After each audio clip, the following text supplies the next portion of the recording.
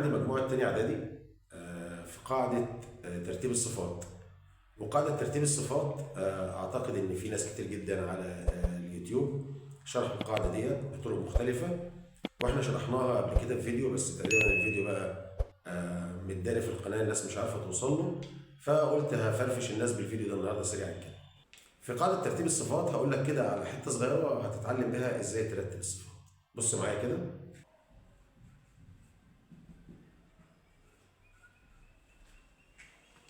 وحش علم، الكلمة دي أنت محتاجها. ليه محتاجها؟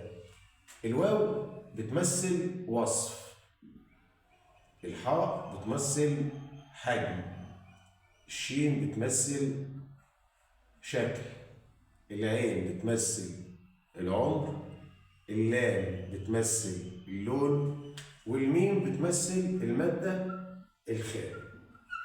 1 2 3 4 5 6.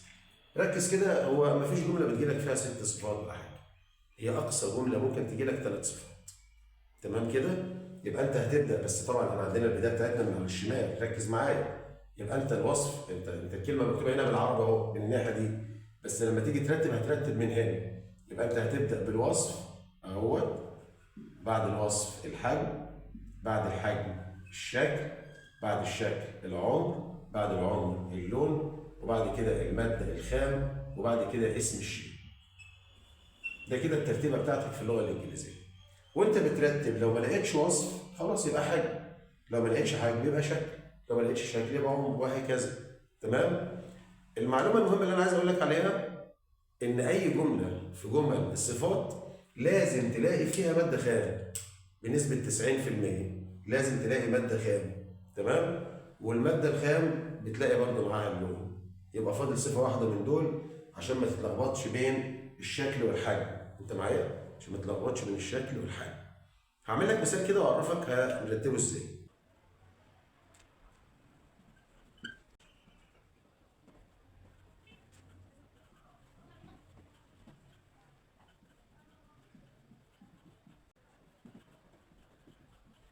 بص يا باشا، الجملة اللي قدامك على السبورة كده: It's not table big black wood، ولا wood big black، ولا black big wood، ولا wood black big. الصفات قدامك اهو. تمام؟ انا قلت لك بنسبة 90% هيجيب لك المادة الخام.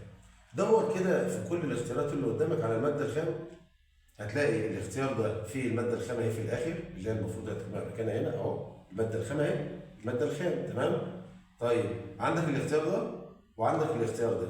تمام؟ يبقى ده خلاص هتكنسله من حساباتك، وده اللي هو فيه المادة الخام في الأول. طيب هنا المادة الخام قبلها إيه؟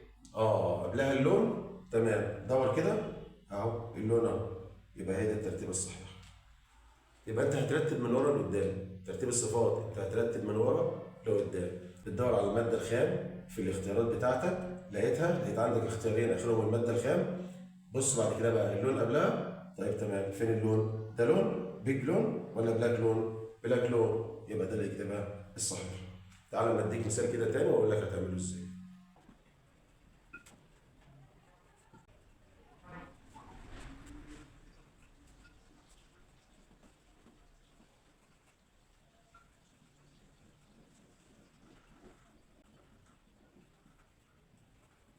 المثال الثاني: I bought نقط bag black small leather، small black leather، leather small black leather small.